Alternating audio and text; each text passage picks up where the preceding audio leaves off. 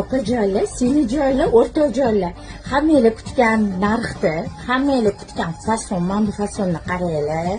Mana shunaqa italyanskiy fasonni mana juda ham chiroyli qilib chiqardik. Materiali HB muzdagina lyon, razmer 46-56, narxi 150 ming opalar. 300 mingdan sotganmiz, 300 mingdan olgan opalarimiz xafa bo'lmaysizlar. Hozir hisob-kitob bilan 150 mingga tushirdik.